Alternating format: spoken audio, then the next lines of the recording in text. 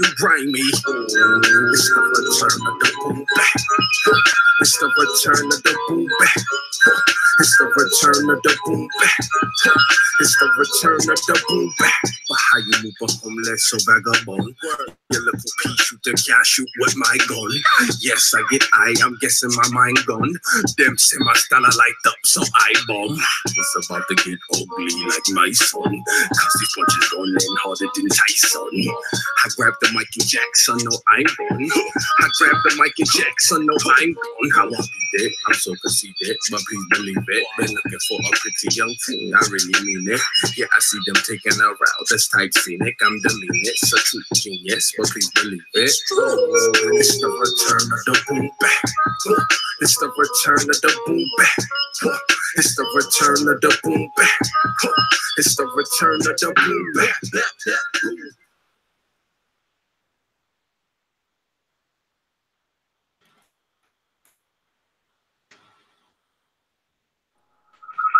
Oh yeah, We live. We are live. yeah. WordSmiff, can you hear me? I can hear you, brother. Welcome to the Hotep Jesus live stream debate.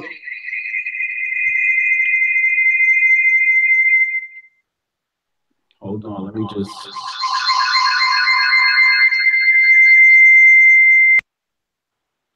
Boom. Okay, we good. Feedback on. We are live. You can hear me still? Yeah, I can hear you, bro. All right. So yeah, what we gonna do? Just go ahead, introduce yourself. That was your song, "Return of the Boom Bap." I'm feeling you. You know, I love the boom bap sound. I'm old school. You know what I mean? Grew up in the '90s, so I love that boom bap feel. I hate this new music that's coming out. So that's live. So tell us a little bit about yourself and tell us about that track. Oh yeah, for sure, man. WordSmiff. I'm from Brooklyn, New York. I live in Queens now, man. I graduated from St. John's. That Return of the Boom Bap joint is more like an ode to like Busta Rhymes and leaders of the new school and all that. Just really want to bring back that feel and put my own flair on it. So it was just me having some fun with some music, man. Nothing too deep. I just wanted to just show some love to the OGs real quick. Make sure they get their roses while they can still smell them. Know what I mean? Yo, that does have like a Busta Rhymes feel to it. Now that you say it. Yeah, that's like one of my idols, man. I had to jack his style for that one. What was your major? Sports management. Okay. Yeah. Dope. How old are you? I'm 29. I'll be 30 in 2 weeks. What is still 2500? My boy Stewart in the building, as always. She said you're how old? I'm 29. I'll be 30 in 2 weeks. Oh, you about to hit that milestone. Oh, yeah, man. I'm ready, too. I'm ready, too. It's a beautiful thing, man. Yo, it is, bro. I wasn't supposed to make it this far, so it's a blessing. You know what I'm saying? We done defied the odds, right? Word. Word. Hell yeah. So today we're talking about this big topic that just hit the news. Kim K and Donald Trump, and they're talking about prison reform. Right? And this is a huge topic today. It's been trending like almost all day. Yeah. You know, so you know, let's just start off with the tweet that led us here. Yeah. Let's do that. So what I said when Kim Kardashian had her dispute with Ron Fest, y'all said she didn't care about black people. She meets with Trump for prison reform and y'all have an issue. Basically, you want issues to persist so you have something to complain about. And you responded, laughing my ass off at praising Kim Kardashian for being an advocate for prison reform. You are mans, but this is hilarious. Right. So take me through your thought process behind why you feel that was, the statement you made, basically. Like, it's just funny where we are in 2018 to where Kim Kardashian and Donald Trump are meetings of the minds on prison reform. You get what I'm saying? So to me, it's funny as hell when we got to start to look at prison reform and have some hope, and Kim Kardashian and Donald Trump putting these minds together for prison reform. You feel me? So it's funny to me. Like, I always find the humor in the hell. You get what I'm saying? So it's funny to me that right now that's what the conversation has boiled down to it. We got to bank on Kim Kardashian and Donald Trump to get the fucking job done. Yeah. I agree. It is crazy that we have to rely on Kim K. Word. Right? That is crazy. Word. But why is that a problem though? Like, why is it a problem to praise her for wanting to advocate for prison reform? Like, what's so bad about that? Right. I don't think it's a problem for me. You know what I'm saying? I just find it funny more so than it is problematic. I don't think it's a problem. You get what I'm saying? Like, if she gonna go there and she can get the job done, I'm not mad. But I can't sit here and hate on Kim K getting the job done. It's just gonna be funny, and I might have my jokes, but it's not something that is like I'm sitting here seething at Kim K, you know, meeting with Trump over prison reform, especially over, you know what I'm saying, what the presidency we just came from and what she's trying to do for the older lady. I can't be mad at no shit like that, but it's just funny to me. Yeah. We follow each other on Twitter. Right. You know, we enjoy each other's tweets. Right. I enjoy your presence on Twitter. Likewise. And, I appreciate that. And the jokes gotta fly. Right. So I'll never, you know, have a problem with somebody having jokes. Right. But when you come at the God Hotep Jesus and say I'm bugging, you know what I'm saying? You know, that's when I was like, yo, you know, we could do this live on YouTube. Oh yeah, for sure. That's why I was like, yo, I'm with it, because I know, like, you know what I'm saying? Like, for me, I'm a clown, and it probably come off and rub people the wrong way. That I make fun of everybody. You feel what I'm saying? So it's like, even Hotep Jesus, I gotta get you one time. I'm sorry, bro. I gotta get you. You gotta get it one time. I gotta get you one time. I ain't mad at you. I ain't mad at you. You know what I'm saying? Because I feel like these talks are healthy, right? Oh, absolutely. We don't have enough of these talks. You know, I have a lot of talks with white faces. I don't have a whole lot of talks with black faces. You know, I have, you know, I was invited to speak with Richard Spencer, and I just, you know, I spoke with my elders about it. I thought you was gonna do that. That would have been illy for me. I don't know. I thought you should have did that. I was. I spoke with my elders, and they made a great point. They basically said that's a waste of time because nothing's going to come of it. And when they explained it to me, I'm like, yeah, you're right. Like, really, it's just like, I'm just doing it, I guess, for the publicity. And you know, I'm all for publicity, but I like to couple publicity with another reason to have a talk. You know what I'm saying? And if I can't find another reason, sometimes it just doesn't make sense. And when I first was invited to speak with Richard Spencer, I was a little bit leery because when we had the back and forth, and we're going to talk about the Kim K thing, but I just want to explain this. When we had the back and forth in email, which was moderated by this guy named Ivan, I said, what's the topics? And they couldn't come up with topics for us to discuss or topics for us to debate. So I'm like, then what are we talking about? What are you talking about? Right. So it's like, if we don't know what we're talking about, I just don't want to open up a chat and just be winging it. You know what I'm saying? Like what's the goal here? And we couldn't define that. They brought up some talking points, and I'm like, these are talking points I really want to talk about. Me and Richard Spencer will never see eye to eye. I think he's compromised opposition, controlled opposition. So after I spoke with my elders, as I often do on major decisions, I take their advice. It's like no point in going to your elders and asking for advice if you're not going to take it. So that's what happened with that. I might open up the conversation in the future if they can come up with some talking points that interest me. But until then, nah, fuck that. Yeah. So going back to this Kim K thing, right? Right.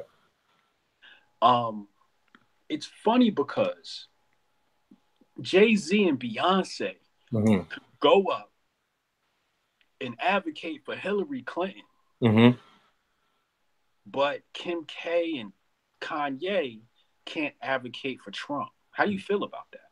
Yo, I'm in complete agreement with you on that. I think I'm one of the thinking that there's no lesser evil. I just think there's two people with the same bosses going about it two different ways. You get what I'm saying? So I'm with you on that. So it's like, if you gonna be mad at at Kim going to meet with Trump or Meek going to meet with Trump. We also got to hold all these artists to the fire for meeting with Hillary. I'm talking Chance, Hove, B, and the like. So if we're not going to do that, then we can't keep getting upset at people going to meet Trump because we still doing dickhead shit on our end.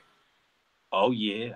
Oh yeah. You know, Hove also, you know, I'm hearing this through the wire, through the grapevine. I don't know how true this is, but apparently Hove is the one that stopped Meek Mill from speaking to Trump. Right. Did you hear about that? Yeah, I heard about that. How do you feel about that? It's a lot of hypocrisy. You feel me? Like if you go and meet with the queen of mass incarceration, you can't get mad at me for going to meet with Trump about, you know what I'm saying, prison reform or whatever the case may be. Like your homegirl was the one, you know what I'm saying, the sidekick to the crime bill if we're gonna keep it 100. So it's like if we're not gonna address the facts, then while we sitting here dancing around and saying don't meet them, we gotta keep it 100 and keep it consistent across the board with all of these politicians. Oh yeah, oh yeah.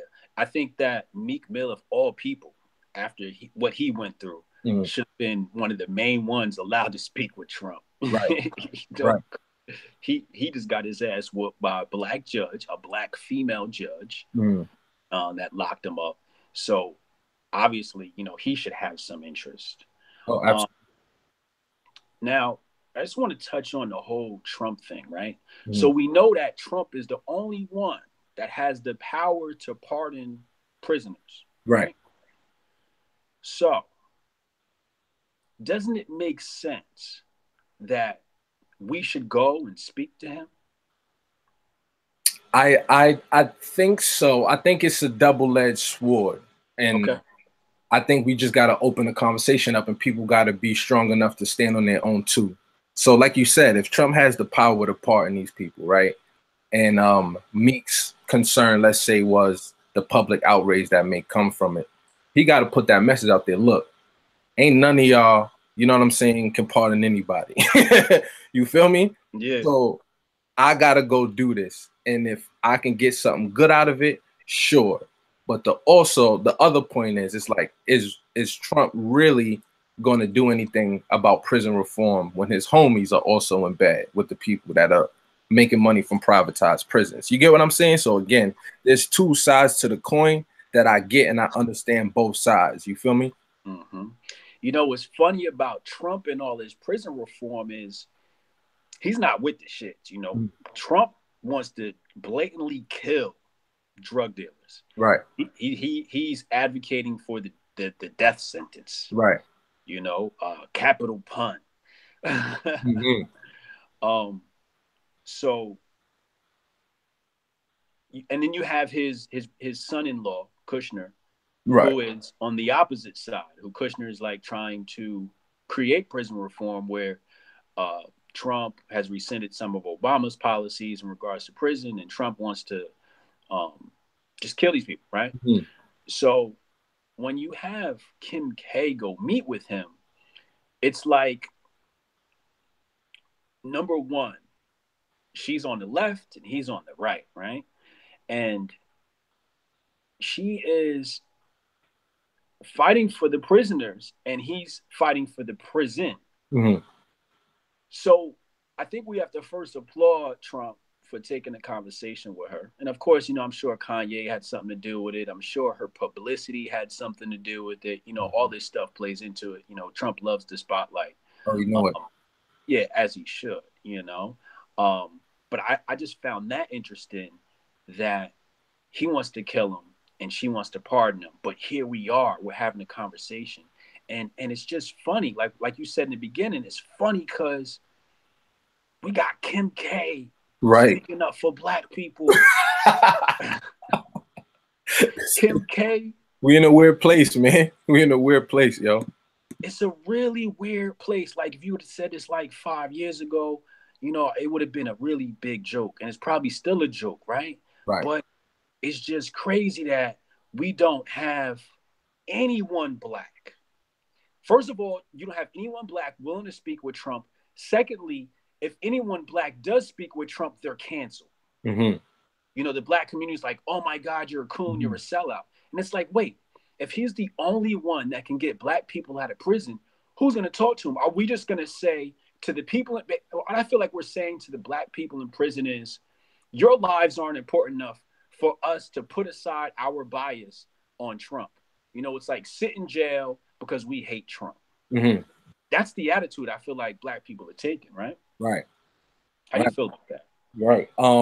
I kind of agree with that. I think there's a lot of fronts to this prison fight, and there's prison abolitionists, and there's people that are prison reformists, and I think the masses at large kind of don't really understand what's going on in terms of prison. They see prison reform as like, yes, prison reform, but they don't really get it, because even we could even ask the question, what exactly is prison reform? How can we actually reform prison? So we got to ask that question as well. And I think it's just a lot of ignorance. You feel me?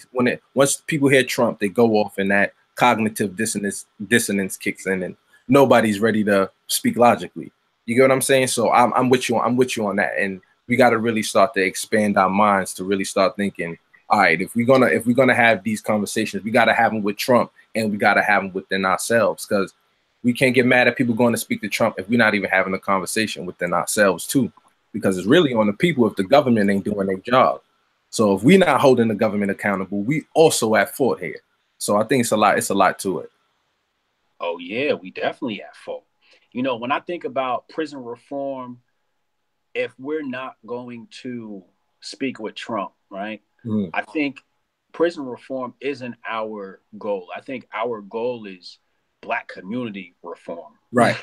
Right. You know, first of all, I think that we have to police ourselves. If we police ourselves, we remove the issue of racial profiling. Oh, absolutely. Stop and frisk, right?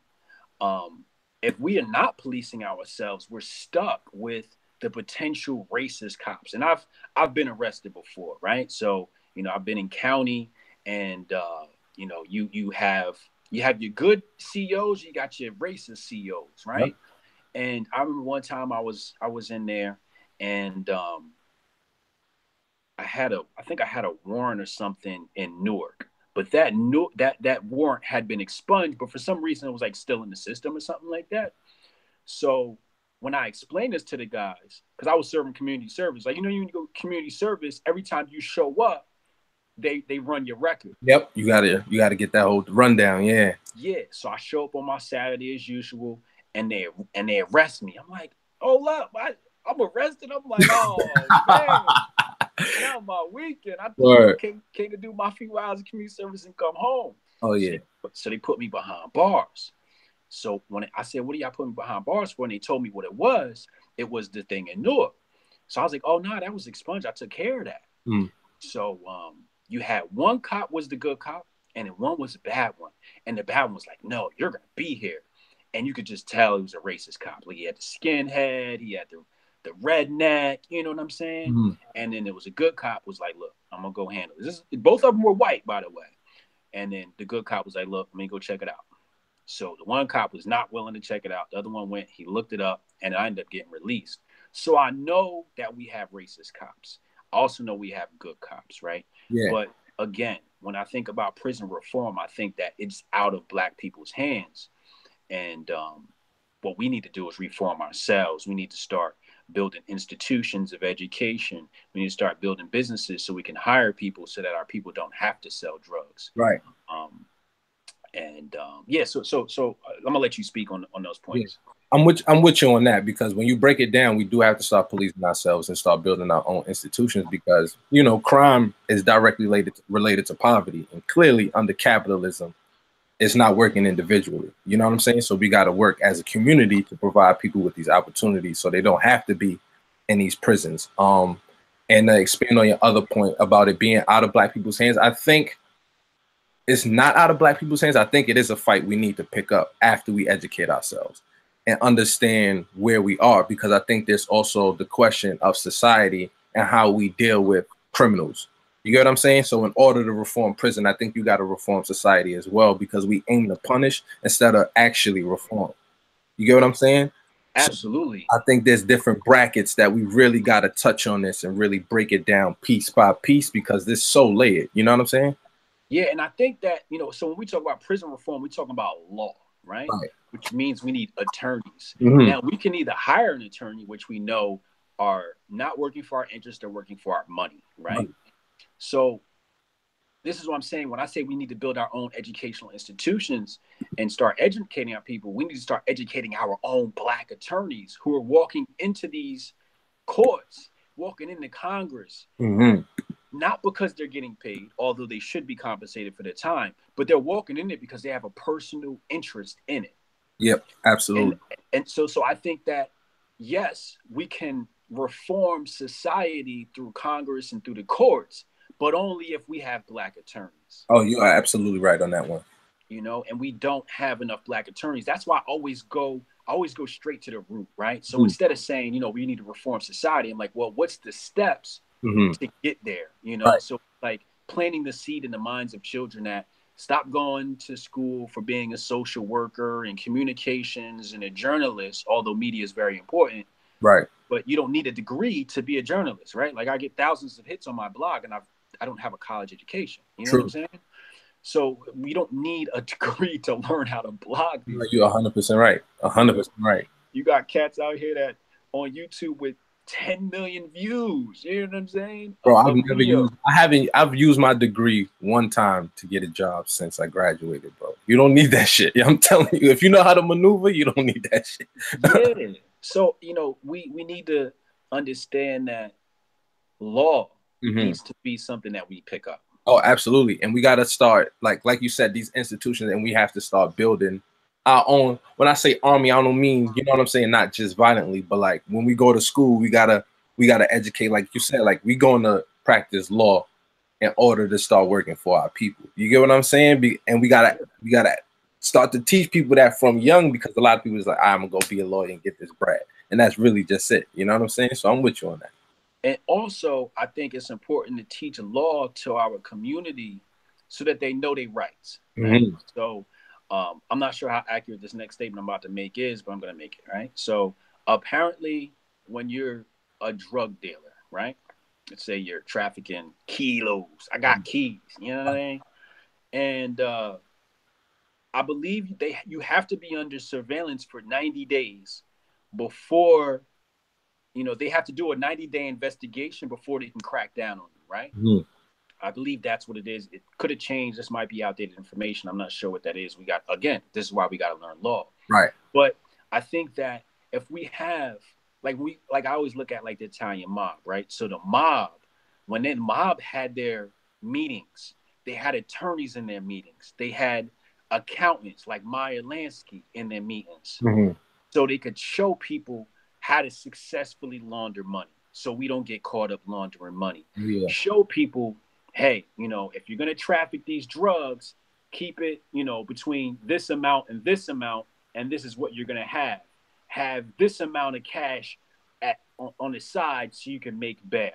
You know what I'm saying? And what to say and what not to say when you get pulled over or you get arrested, how to operate. Right. So I think our criminal enterprise needs to be more educated, because I might take a lot of flack for this statement, but I think having a criminal enterprise within each community is important. Oh, exactly. We need our own economy. Everything works in the shadows in this country. So we need that. And it has to be organized, like you're saying. So I'm with you on that one, 100%. Yeah, because Harvard, Yale, Princeton was built off drug money, right? Right. It's built off of the opium wars in China of the 19th century. Right. So I'm not opposed to selling drugs, although I don't sell drugs. Don't FBI listening, I don't sell drugs, right? I'm not opposed to it. What I say is don't sell drugs in your own community. The Italian mob, they wasn't selling drugs in their own community. You know what I'm saying? They were selling that shit elsewhere. And if you got caught selling drugs in your community, the Italian mob will whoop your ass. Right. So, I think these are some of the conversations I need to have. And you have anything to add to that? Nah, you was on point with that one. It's you're 100% right. I always think about that. Like, yo, if these street organizations came together and actually organized how they move, it would be less static. You know what I'm saying? With law enforcement, they'd be able to do so much more if they knew how to maneuver it right. It's just a bunch of young cats coming up, dealing in their neighborhood and doing. I got caught up with it too back in the day. That's how I came up on my shit. You know what I'm saying? So I understand it. You know what I mean? Like, you just fall into it. It's normal. It's what everybody doing. And it's no organization to it. Anybody can just be like, yo, I got this much money. I'm gonna put this down, cop this, and flip it. But if everybody moves like a community, like, yo, if you put your money with my money and we get this bigger bulk and we move it, you get what I'm saying? This is easy money. It's something that could easily propel a community on its own. You know what I'm saying? Oh yeah, I think we could have a separate discussion on how to be successful drug dealers as a community. So I don't want Word, we could. Because you made a good point about pooling your money and also like knowing like, okay, you got one strike, all right, you off the street. Exactly. You ain't got no strikes. Exactly. You're pushing now. You know Exactly. So we got to start even, like redistributing the strikes. Exactly. Oh, you on your second strike? You're done. Exactly. Go sit down. You hot. You move over here. Yeah. You know what I'm saying? We got to get smart about that. But let's swing back to this Kim K thing, right? Because I did my research on this Kim K thing. Right. And I got to tell you, after I did my research, I realized I fucking love her for what she's doing. Mm-hmm. Because go into that. I want to hear a little bit more why you love her for what she's doing. Because she's not up there for prison reform. Mm-hmm. She went up there because last year there was a black woman. I'm gonna tell you her name in a second. Hold on, let me pull it up. I know you're talking about too. You know what I'm talking about? Yeah. The black woman, Alice Marie Johnson, and she's serving life in prison for a non-violent crime. Mm-hmm. Now, I'm not saying this lady's innocent. She got caught with 2,000 to 3,000 kilos. So she was moving. She was moving. Yeah. Yeah. You know what I'm saying? I think she was sentenced. It says here she was sentenced in 1996, right? So she's been in prison for more than 20 years. And Kim K, when she saw the story in 2017, Kim K brought it to light. She was like, yo, like, oh my God, this is so sad.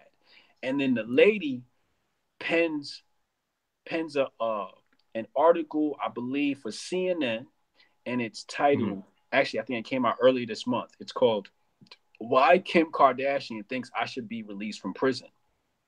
And this is a black woman. So this isn't like some big national thing where Kim's trying to come in and stop mass incarceration. It's not like, I think that's what people think this is. Like Kim K is going to stop mass incarceration. Yeah, my knee-jerk reaction was that. I'm like, what the hell can Kim K do?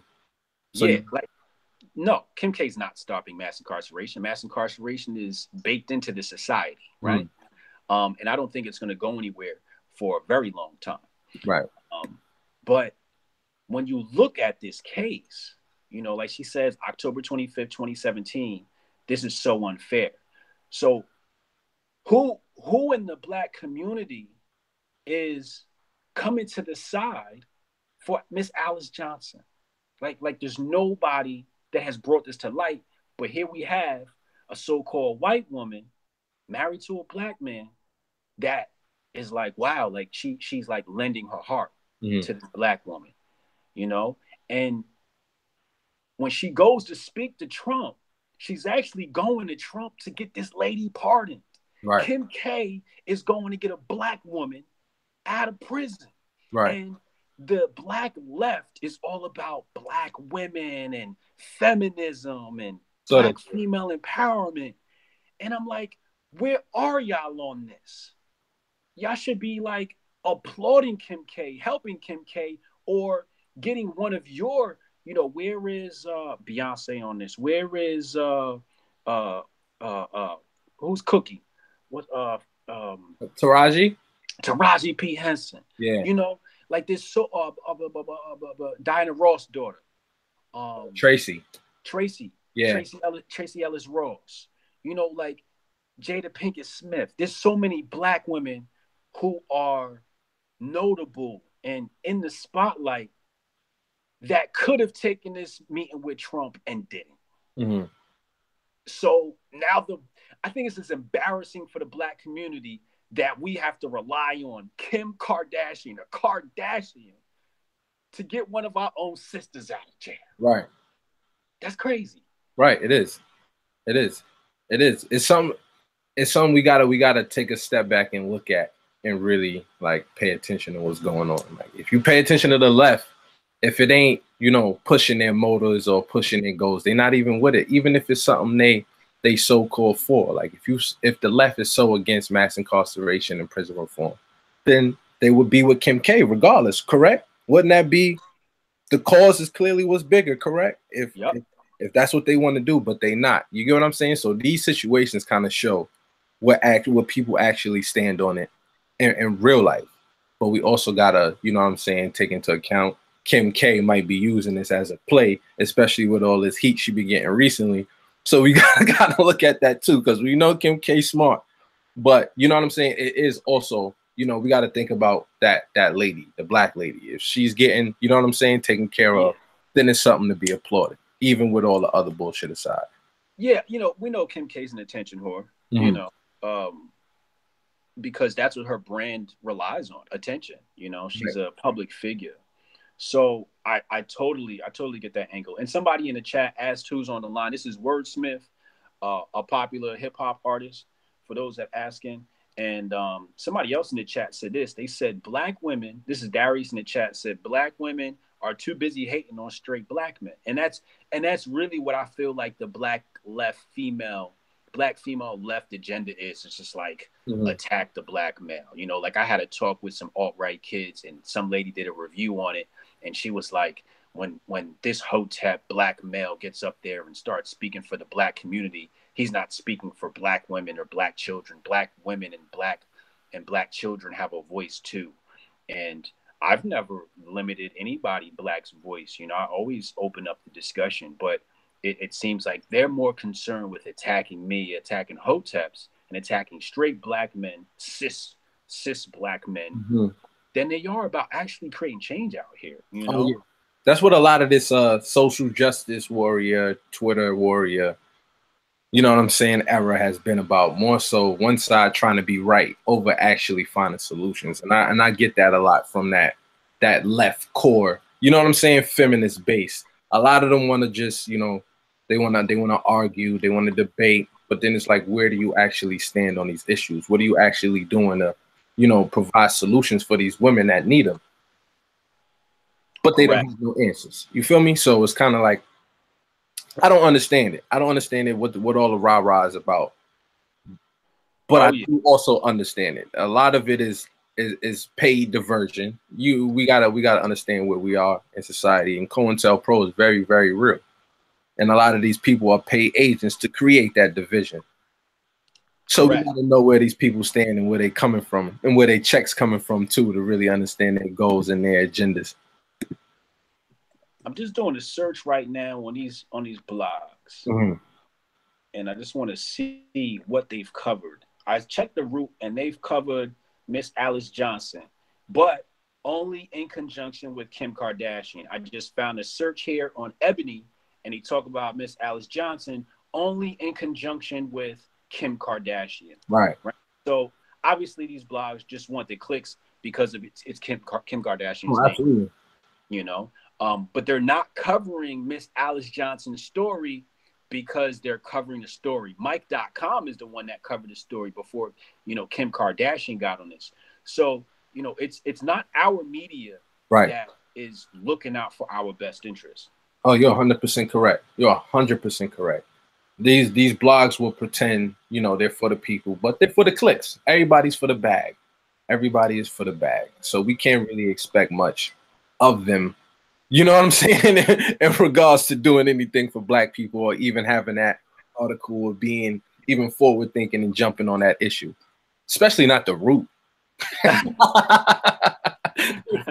It's the root. Like, right? So it's like the proof is always in the pudding about where these people stand. They say whatever, but when it come to working, they nowhere near the office. That's usually the case. Right. Correct. Nowhere near it. they called us the white people of black people. Right. So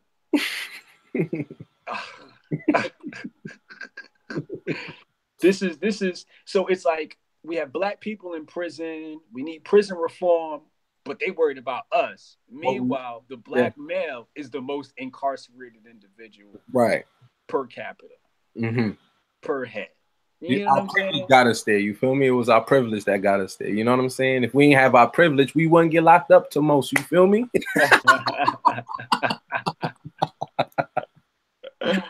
Real talk. Oh man. So we know Trump pardoned Jack Johnson. Right. So Trump got the juice. What happens if Trump pardons Miss Alice Johnson? Do we now applaud Kim K? We gotta say thank you. It's one of those things. We gotta take that. We gotta eat that and say thank you. Like, yo, you held it down for sure. Like, all right, cool. But you know what's gonna happen. You did that. So what you gonna do next? That's what's gonna happen. And we already know Kim K ain't about no work. She about to get this job done, and that's gonna be that. Ain't gonna be no Nelson Mandela, Kim Kardashian. That ain't happening. Yeah, because you know when she had that issue with Ron Fest, you know, everybody said, "Oh, you don't do nothing for the black community." Right. But as you can see, in October 2017, she was definitely concerned with a black woman locked up behind bars. This was before, you know, Kanye wore the MAGA hat. Right. You know what I'm saying? So I think that she's authentic. I would bet money she's authentic on this. Oh yeah, on that issue, I think she is. She on it. What if? Okay, so what if she does successfully convince Trump to pardon Miss Alice Johnson, and we don't say thank you? How does that make black people as a whole look? I mean, I wouldn't say it makes us look anyway, because let's keep it 100. We don't owe them no thank yous for throwing us one bone. Let's keep it 100. You know what I'm saying? Like, you got one out, but it's a million of us more in there. I'm talking about Kim K. Yeah. Not Trump. Kim K. No. Kim K. Exactly. You know what I'm saying? So we don't owe nobody no thank yous and no praises, but I think we should. You get what I'm saying? Just off strength of, like, we got to keep it 100. Clearly, if Kim Kardashian goes out there and get it, we know white people are going to be able to get the job done quicker than a darker person. That's what it's going to be. So if Kim K can get the job done, we kind of got to say, all right, good looking for throwing us that bone. Now, hope she, you know what I'm saying, open that door up a little more for us. I think we should lean on her a little bit more. Like, you did that. Now let's see what else we can get out of this right here. Scott Adams said, black people's greatest untapped resource is white people, because white people love to help. And Hotep Nation is proof of that. When we look at the amount of money we raised, you know, close to $1,000, I would jump out the window and say over 90% of it are Caucasians. So I can't say they're racist, right? Because they know my stance on black people. They know we're pro-black. They know we're for black people. Yet they're still throwing money in the pot. And so I felt like you were a little bit contradictory with your statement. So I just want you to clear this up, because you said you believe that Kim K is owed an apology if she gets this woman out, but you're saying that if we don't apologize, no apology is owed. Clear that up, because that's a little bit confusing to me. All right, so you get one black woman out of prison, Kim K. That's cool. But which is more than any of these celebrities have done. Which is more than any other celebrities have done, right? But black or white. Yeah, but there's endless more women with that same story in prison. You get what I'm saying? That don't have the Kim Kardashian plug. You get what I'm saying? So we could. What I'm saying is we could applaud her.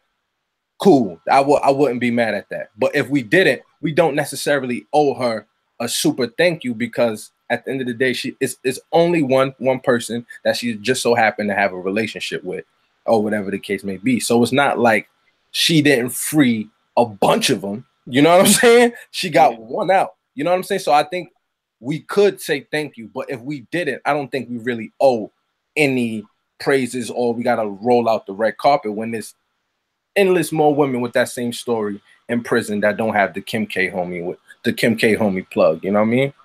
I think that I'm gonna disagree because of the way Black people operate. If Black people were neutral and objective, I would agree with you. But Black people are always getting on white people. Y'all don't do nothing for us. Y'all don't do nothing. And then when somebody finally does, we just go, oh, it's about time. Like that's I think that's a very tacky and distasteful attitude. I think that you should be thankful. I really think just as a good human being, you should say, you didn't have to go out of your way to do this. Right. She could have just kept selling her makeup and just minded her business. You know, like she loses nothing. Right. She gains nothing from this. Kim K literally gains nothing. If this lady gets out, Kim K gains nothing. Because I know Black people still won't support her. They still are gonna, you know, hate her for whatever. Right. You know, I'm not even sure like why they hate her. You know, I guess because the butt injections, but like it's a million IG thoughts that are Black that get the butt injection as an operation. Right. If the butt, you know what I'm saying? Is why you mad at Kim K. I mean, who cares? Yeah, and you know that she's promiscuous, but then you got Eartha Kitt who went on record to say she had an orgy with James Dean and another white actor, right? Right. So it's like, so Kim K can't be a whore, but our greats can. We got Maya Angelou, who was a former stripper. So Maya Angelou is forgiven, but Kim K's not forgiven. You know, I feel like these are the double standards we set up. This is the hypocrisy we set up that pushes us into a spotlight of hypocrisy and bigotry, which weakens us as a people, right? On a spiritual level, on a physical level, on a subconscious level, and at a respect level, people just can't respect that. Right. I agree with you because what, like you said, we are very hypocritical. And what I mean is, if we start to, I guess, praise and say thank you, the consciousness is different for us being graceful and saying thank you to Kim, rather than, how do I explain it? Let's say, when it comes to Black people being nice, we want to be nice for white validation instead of us just being the greatest human beings that we can be as Black people, as people from, you know, African blood and from Africa. So we know that they were always graceful people that treated each other humanely. We got to embody that already. You get what I'm saying? If we don't embody that and we just saying thank you to her, I think the message kind of gets lost. And people start to say, oh, thank you to Kim K, like we praising this white woman. You get what I'm saying? Instead of just being graceful, just because that's who we are as African people. So I think that's where I'm coming from in terms of, you know what I'm saying? If they if they say thank you now, I wouldn't be mad, but I'm somebody who always, you know, is appreciative of people doing things for my people regardless. You know what I mean? So I think that's what that kind of explains where I am with it. You know, when I say, you know, I get why we wouldn't and why we don't owe no apologies, because you don't want to get into the white validation thing and we saying thank you because it's this white lady. You get what I'm saying? I don't want us to teeter on that line. You know what I mean? So that's really my thinking and where I'm coming from on that end.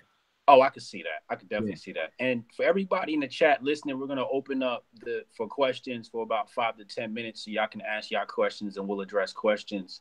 So go ahead and start typing your questions in the box. I'll start scrolling through and asking them. But I just want to make one more point here. Today is Miss Alice Johnson's birthday. It's fire. Happy birthday, Miss Alice Johnson. Oh, shout out to the queen. I think this is amazing that Kim K goes to Trump, knowing she gonna get hell for it. Goes, you know what? I don't care. I don't care. I'm going to Trump. I'm gonna holler at Trump. Let him know. Look, I know you trying to kill everybody that's drug dealers, but look, we gotta talk. You know what I'm saying? Like, it's this lady's birthday. I'm here on her birthday. Yeah. You know what I mean? In the Oval Office, let's talk. Can you get my homegirl out? You know, it's like I look at prison like slavery, right? Because that's technically it is, right? It is. So it's like when you have a plantation, right? And there's 100 slaves or 30 slaves or whatever it is, and you have the option of getting one out, do you say, look, because we can't get all of them out, we just leave them all there? Or do you say, you know what, I can get one of y'all out. I think that's still good. Get one out. That's a especially start. where we are now. There's not much we can do as a people. So if we get one out, it's a win. Yes. If we get one out, it's a win. So I'm with you on that end. Bottom line, if we get one out, it's a W. You know what I mean? So you can't be too upset at that, bro. At the end of the day, you can't be upset about that. And who wants to be like, yo, leave that black lady in jail? You get what I'm saying? That don't even sound right. That don't come off right at all. So I'm with you on that. I can't disagree there. And that's what I felt today. That's how I interpreted black people's actions. I felt like they were saying, when they saw Kim K go speak with Trump, I felt like they were saying, leave that black woman in jail.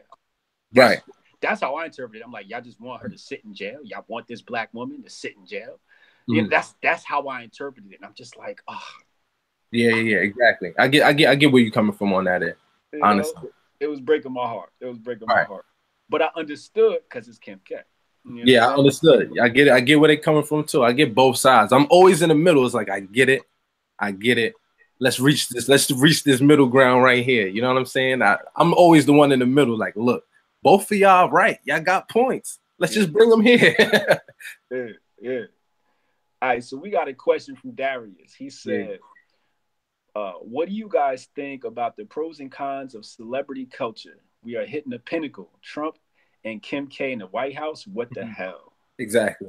Well, Darius, real quick, I want you to clarify what you mean by Trump and Kim K in the White House. What the hell?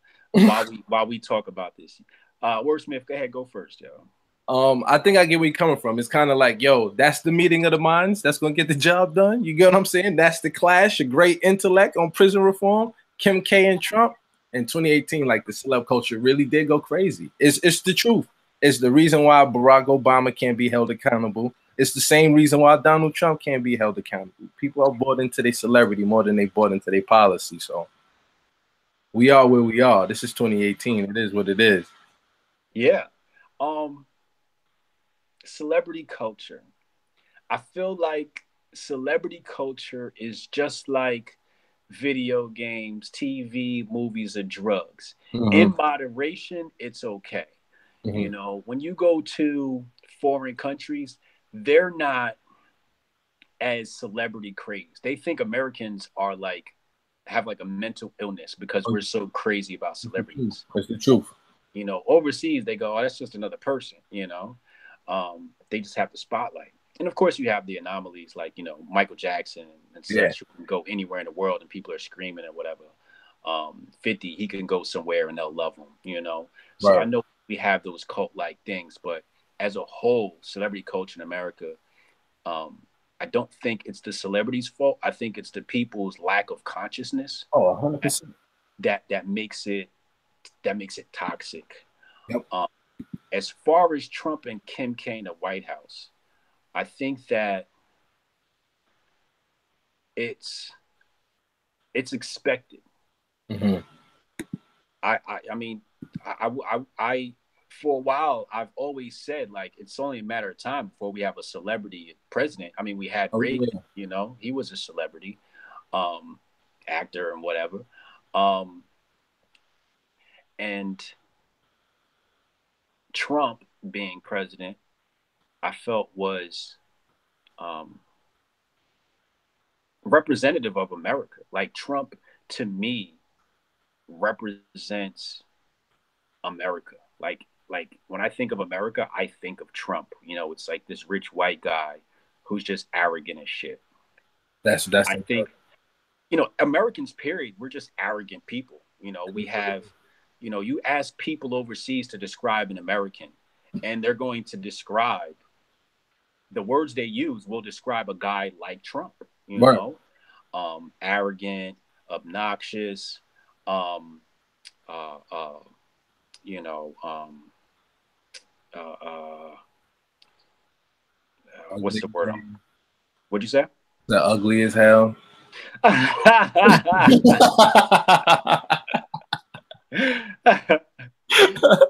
You shout out, you know, but I just feel like he is what Americans are. So I'm not surprised he got elected because we're all like assholes. America is the asshole of the world. It is. It is what it is. It is what it is. And also, we got to use, just like, you know what I'm saying, the root and all of them use clickbait to have these conversations. Unfortunately, as conscious people, we also have to use these forms of propaganda to get people to actually indulge in these conversations. If we would have said, yo, me and Vibe High about to chop it up about prison reform, it'd have been cool. But if you frame it, yo, me and Vibe High about to have a debate about Kim K and Trump prison reform, everybody's like, oh my God, Kim K, Trump debate. You say these words and they latch on. You feel me? So it's like, we got to do what we got to do, just like they doing what they got to do. We got to also counter and use these same tools that they use to warp your minds to also grab y'all real quick to say, let's talk. You know what I mean? We got to use we got to use these same tactics to have these conversations, unfortunately. But it is what it is. Yeah, we got to use the same tactics. Like me and you, we spoke in DM and we knew this was going to be a discussion more than a debate, right? But I still framed it as debate for the exact reason you said that. You know what I'm saying? Because people are going to go, oh my God, Vibe High, Hotep Jesus got somebody opposing him. You know like, right. Right. Somebody, tweet you like, Yeah. So it's the drama that we can use to our advantage to bring people into a conversation and just get education. And I think it's healthy. I personally, for my brand, I want to speak to more Black people. I don't want to keep speaking to white people. I want to speak to my people. I'm the same way, G. And I'm not saying I don't want to speak to white people. I'm just saying that I'd like to have some balance. Yeah. There's not too many Black people that want to speak to me, so I appreciate you coming. We got another question. Yeah. Holden Caulfield, we're not going to ask your question yet. I'm going to come back to your question because your question is deep. We got another question here from Conflict Hurts. He says, even if Trump wants to kill drug dealers, would you say that his son-in-law has greater sway on him on this issue than Jeff Sessions, since they seem to be fighting behind the curtains on this? I'm going to go first on this. I'm going to say no. Trump's son-in-law does not have sway more than Jeff Sessions, right? That's his son-in-law. That means he's banging his daughter. Right. Like, a lot of people are going to come before the nigga banging my daughter. like, I'm going to have his back. You know what I'm saying? I'm going to have his back. But, when it comes down to it, because that's, my daughter's man. But when it comes to listening to him about my job, it's kind of like, nigga, please. You know what I'm saying? And we got to understand, Jeff Sessions is the attorney general. Yeah. He's the nigga making the laws. He's the one that's dealing with the law. So no. I think Trump is smart enough. We know Trump don't like Jeff Sessions, but we also know Trump is smart enough to know Jeff would be the guy to speak to on this issue more than, what's the name, Jared? Yeah, Jared Kushner. Yeah. If y'all got questions, go ahead and ask him. I'm going to go ahead and ask Holden Caulfield a question. He said, how do the brackets, talking about the Zionist Jews, benefit from people hating each other? Right. How do they benefit? I think that's a very self-explanatory question. It keeps us busy. It keeps us occupied mentally and totally distracted from the bigger picture. So we'll be worried about racism, right? And then let's say we solve racism. That is classism. You get what I'm saying? Now, if we solve classism, wait, we didn't solve sexism yet. So now we got to go solve sexism. So it's all of these issues and all of these divides to keep us totally distracted from the bigger picture. So, I mean, it's a simple tactic, but it's the most prevalent. It goes down from religion to your sports team. You feel me? So it is what it is. It's in everything and everywhere. You just got to be conscious of it. Oh yeah, I think you nailed it. I have nothing to add, because you said it all. You know, it's the divide and conquer. It's the distractions, because we know the Jewish guy George Soros, who was pulling the strings behind Black Lives Matter, and Black Lives Matter took Black issues, put them to the back, and pushed transsexuals to the front. And we know that the LGBT movement is making way for pedophilia and NAMBLA, the boy love movement. And it's basically distracting us from our issues. You're right. You nailed it, yo. Nailed it. Anybody else in the chat got questions? Wordsmith, tell the people where they can find you. Oh man, you can find me on Twitter @_ Wordsmith. That's Wordsmith, WORDSMIFF_ on Instagram, Wordsmith Music, SoundCloud, Wordsmith Music, Audio Mac, Wordsmith Music. You look for me under those names, you're gonna find me everywhere. I'm on Apple, Spotify, Tidal, everywhere. But for the most part, I be on Twitter talking my shit, building with my people, more than promoting this music. The music is my love, it's my hobby, but more so I love my people more than anything. So catch me on the timeline, man. Show some love, man. You know, I used to be in music. Yeah? I used to rap. What? I used to have a record label. That's crazy. Oh yeah. That's crazy. I'm still in music.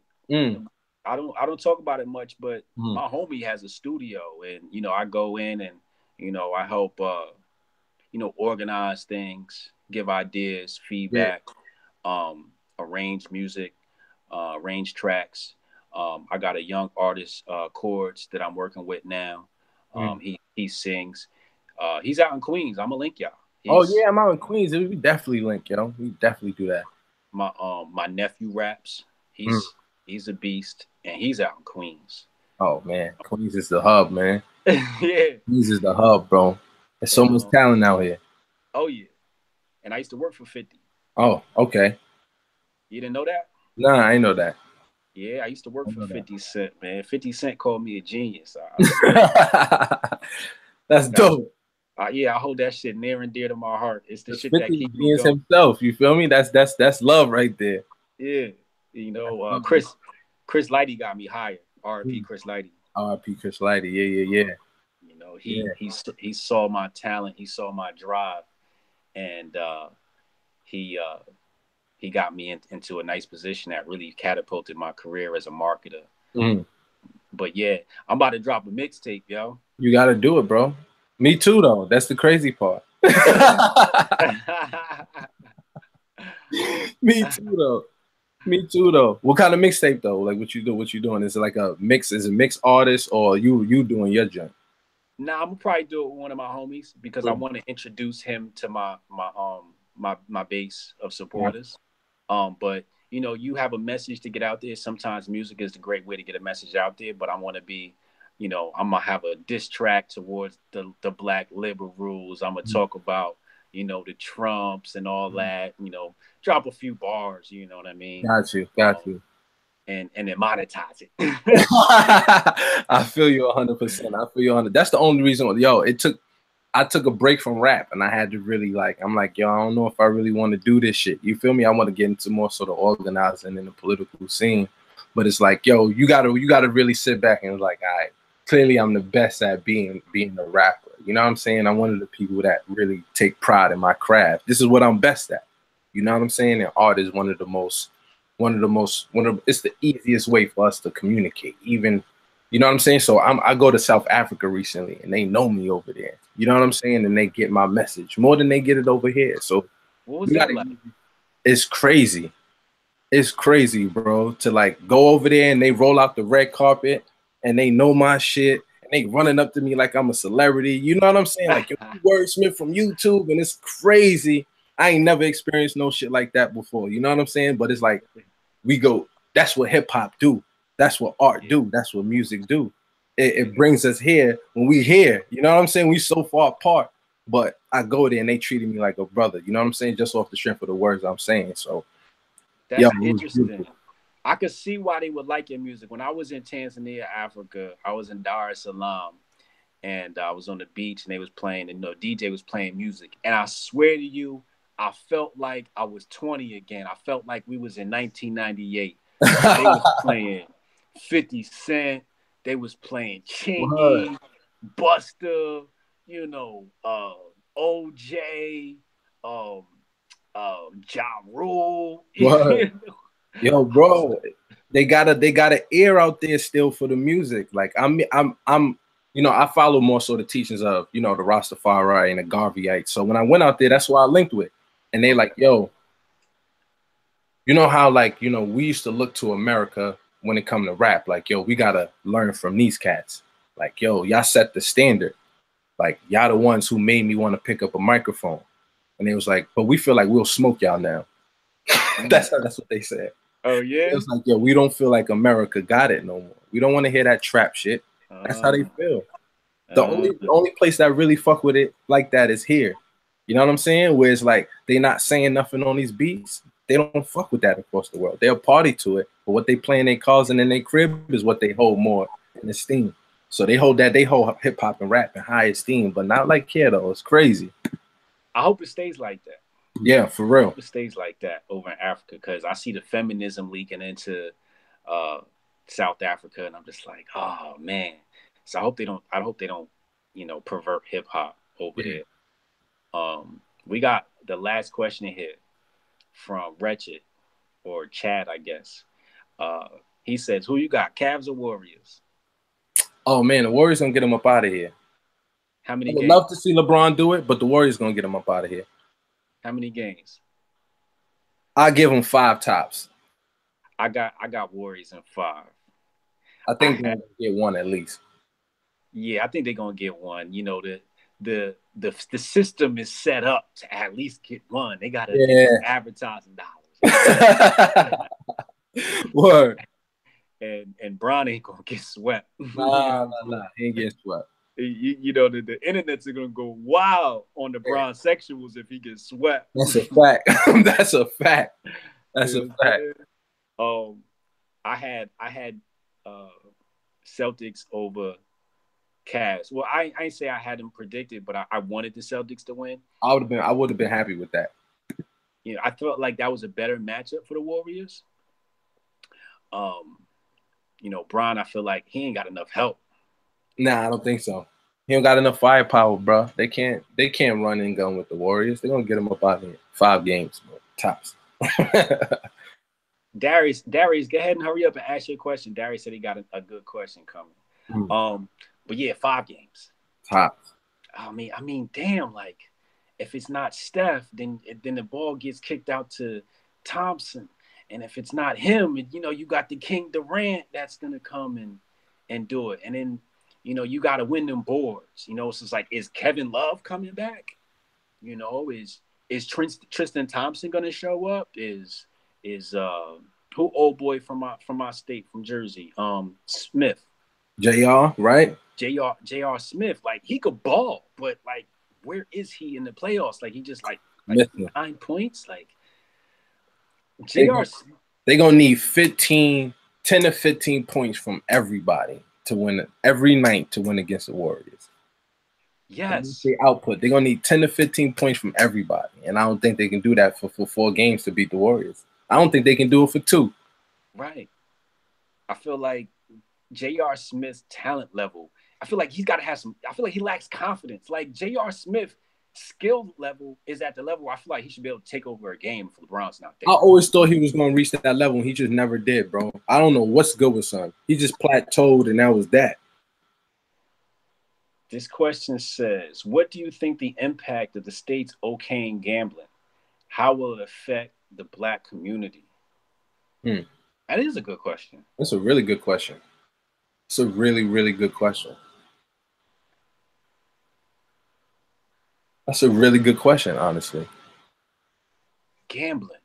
Well, you know, we got our Black ladies who camp out at the ticket machine, the lotto machine. It's there with her scratch-offs. It's always a Black woman. It is, though. It is. Yeah, and I hate to stereotype my people, but you know, they wait by the machine, they do the scratch-offs, they wait for you to buy a scratch-off, they run behind you, grab one. That's it. And then they camp out, and then they play a number. It's so, you know, I say that because, you know, you got like people like Michael Jordan where gambling's addictive, and I feel like they're looking at things like the cannabis industry and what they're doing as far as income for states and tax, and they're looking at it as a revenue stream. But then there's also you got to look at the ulterior motive where they know people are going to go broke from this, which helps the system. And now you got these people that are broke. Now they're going to go out and sell drugs to get more money, you know, and then you know, it's an addiction. And, you know, it's a lot of bad could come from it too. Right. Right. I think I'm agree with you on that one. I couldn't really see no plus in it unless, you know, we building, you know, our own businesses in which we're running our own little gambling institutions and things of that nature. But even so, it's not really no good that comes from gambling. For real, for real. If we maybe in a capitalistic way, if you have a business, but there's no win in gambling for the black community. You get what I'm saying? Because you can't win because you're gambling. The house wins. Yeah, the house always wins. So I don't see a W or a clear W. You know what I'm saying? I'm always open to learn more. And hopefully somebody can open my eyes to more after this. But I don't see how, you know, it could benefit us unless, you know, we are okay with making money off that, off our communities. I kind of see it in the same vein as peddling drugs to the hood. Yeah. You know, because then it's going to be like, okay, so just like a liquor license is like priced out of, you know, people's income level. You need like $100,000 to get a liquor license. You know what I'm saying? So then now we look at gambling, like what's the price going to be for the license to gamble? You know, black folks ain't got that type of money. So now what we have is people that are marginalized, and only a certain group is going to own this industry, and then we're going to be taken advantage of, you know. And then along with casino comes tobacco and alcohol, you know, robbery. You know, you walking out of the casino with your monies and niggas is waiting for you outside. True. I don't see, good question, Darius. I don't see no good coming from it. Yeah, it's a good question. Like, it stumped me because I'm like, I don't know if I could see it, if I see it win, and I don't just like to shoot shit down. You know what I mean? So I really needed to scramble my mind, but I really don't see one, man. I really don't see one. Yeah. Damn good question. Yo, great chat, yo. Yo, word up, bro. This is love. You know what I'm saying? It's an honor. You know what I mean? To really come out at you, bro. I've been seeing your work for years, and like watching the Hotep Nation like grow, actually move, and see the bad press y'all get.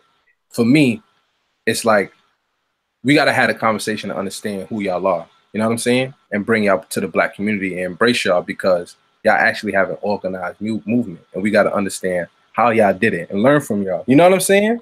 Yeah. And actually spread what Hotep actually mean. Like, I think now, like, they've used Hotep and trying to attack y'all and discredit y'all to where people don't even want to have a conversation, which was the goal.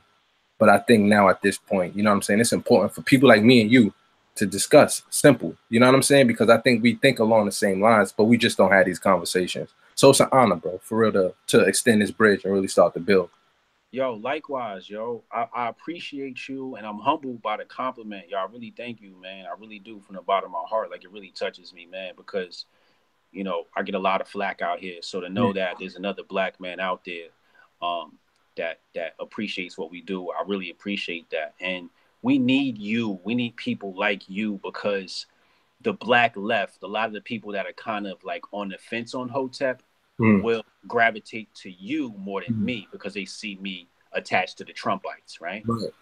So you're like the bridge to our people. Absolutely. You know what I'm saying?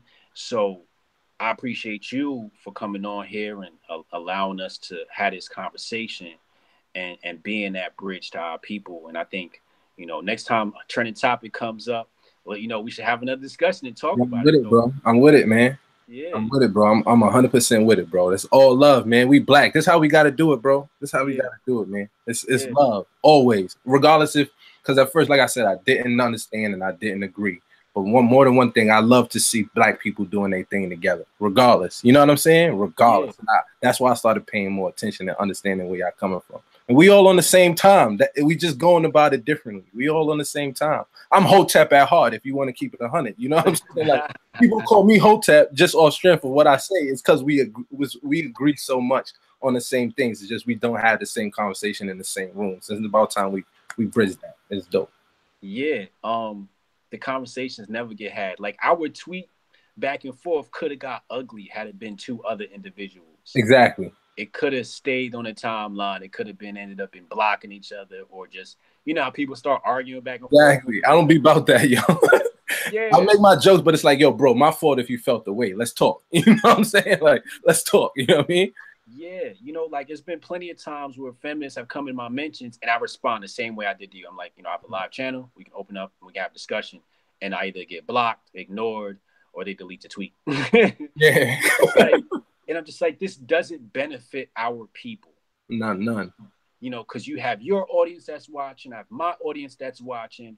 And when we come together and then there's no discussion had, everybody loses. Everybody. Lose. Our people lose because now they don't have that insight and to be able to see two people who disagree have a discussion to come to an agreement at the end of the discussion and say, hey, you know, you believe this, I believe this, but we're still going in the same direction, head for the same goal. Yeah. Yes, sir. Yes, sir. Word up, man. So thank you again. Bless up. And I'm going to see you on the timeline, bro. Love, bro. Love. Hell yeah. Hotep. Hotep.